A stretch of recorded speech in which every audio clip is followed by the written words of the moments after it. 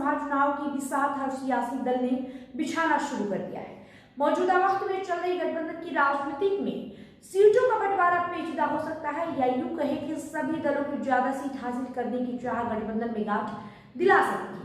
चुनाव के करीब एक साल पहले से ही गठबंधन में शामिल सियासी दलों ने अपने पसंद की सीटों की फहरिस्त तैयार कर दावा ठोकना शुरू कर दिया है। कई दलों के संभावित कैंडिडेट ने तो बकायदा सीट अपने कोटे में मानकर प्रचार करना शुरू कर दिया।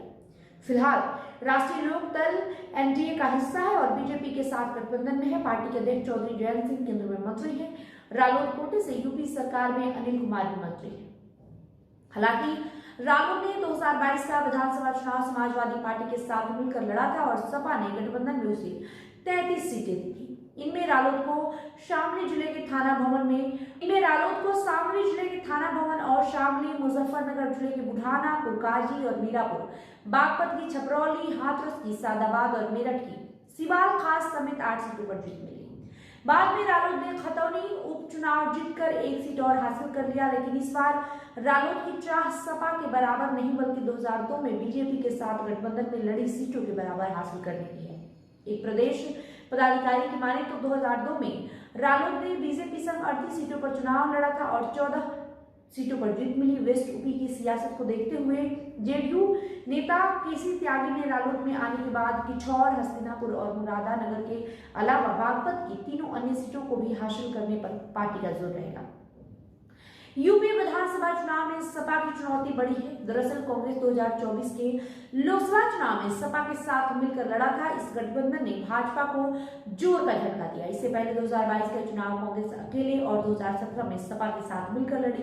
2017 में यूपी की 403 सीटों में से कांग्रेस 114 पर लड़ी। हालांकि कांग्रेस सिर्फ 7 सीटें ही जीत पाई। इसमें वेस्ट यूपी की सहारनपुर की बेहट और सहारनपुर देहात के अलावा रायबरेली, रामपुर खास, हरचंदपुर, तमकुही राज और कानपुर कैंट शामिल थी।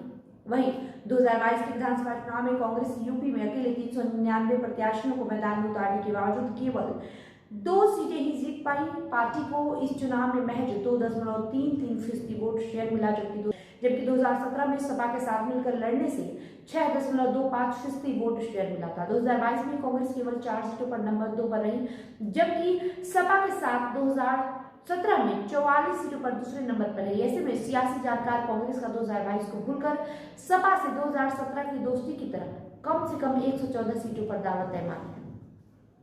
बहुजन समाज पार्टी 2022 का विधानसभा चुनाव के लिए लड़ी थी। पार्टी ने सभी 403 सीटों पर कैंडिडेट उतारे, लेकिन सिर्फ 1 सीट बलिया जिले की रसोड़ा ही जीत पाई।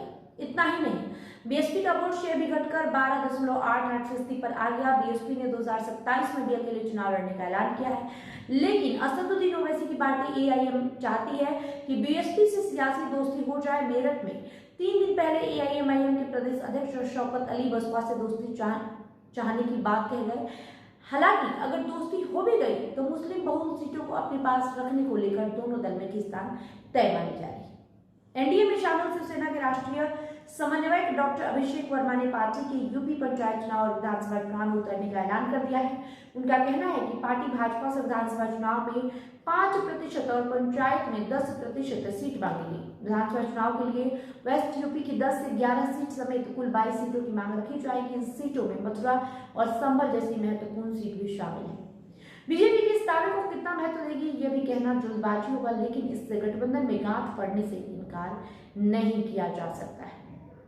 बात करें यूपी के अन्य राजनीतिक दलों के बारे में, तो इसके साथ ही आजाद समाज पार्टी भी कई दलों से मिलकर चुनाव लड़ने की चाह में है। भाजपा के सियासी साथी अपना दल सुहेल देव, भारतीय समाज पार्टी, आरपीआई और जेडीयू भी सीटों की चाह दिल में रखे हुए हैं। वेस्ट यूपी की कई सीटों पर इन दलों की नजर है।